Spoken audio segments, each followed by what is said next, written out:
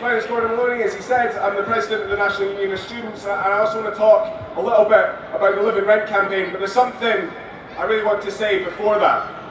Because on Tuesday last week, the UK government deported Majid Ali, one of our members, a student at City of Glasgow College, just up that road. They deported him despite the fact that his brother was kidnapped by government forces in Balochistan, where he's from. They deported him despite the fact that in the last 2 months, his uncle and cousin were murdered by government forces for their political activities.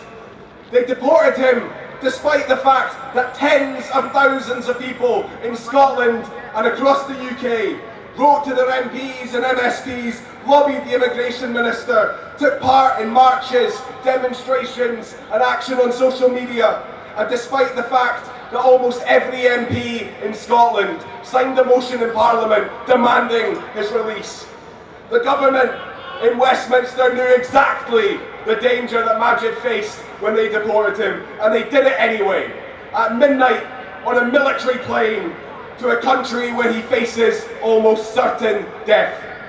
And it's now been almost 2 weeks, and we've not heard a word from him. And friends, I'm distraught to say that we fear the worst. But this wasn't some accident or natural tragedy. This is a government that willingly, knowingly and happily deports asylum seekers to their deaths week in, week out. A government that slams the doors on the people fleeing war, persecution, torture and death. A government that fiddles while migrants are drowning in their thousands in the Mediterranean. Now I hope against hope that Majid is okay. But his case wasn't the first, and it won't be the last. And this government has got blood on its hands. Theresa May has got blood on her hands. So comrades, before I say anything else, I want to say this. Let's never pretend for a minute that this government's only crime is cuts and privatisation. Because yes, they're decimating the welfare state.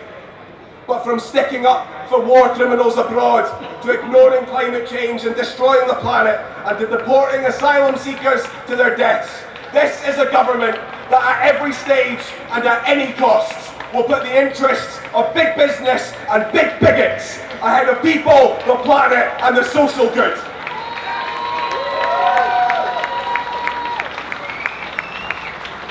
Now look, I know I'm preaching to the converted here, but staying quiet in the face of this barbarism simply isn't an option.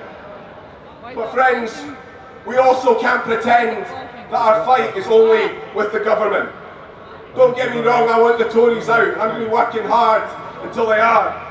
But the apparatus of capitalism is attacking us everywhere. In work, greedy bosses and employers leave students to fend for themselves on 0 hours contracts and poverty pay. We've already heard about Glasgow City Council's scandalous, disgraceful record as an employer, and all power to the people fighting back. And at home, slum landlords charge us through the teeth for properties that are barely inhabitable. Mould, damp, cracked windows and infestations are what we get for our rent. And we're pushed into poverty by sky-high rents for the pleasure of it. In the 80s, Maggie Thatcher scrapped rent controls because she knew it would be a blessing for her landlord mates. But across Scotland and across the UK, tenants are fighting back. We're building a movement to take on the landlords and the letting agents who'd rather see us starve than give up a penny of their profits. Get stuck into the Live and Rent campaign and sign our petition.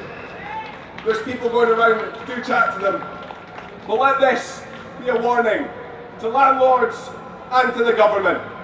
Because there are 2 ways you can bring down rent. The first is rent controls from above implemented by the government.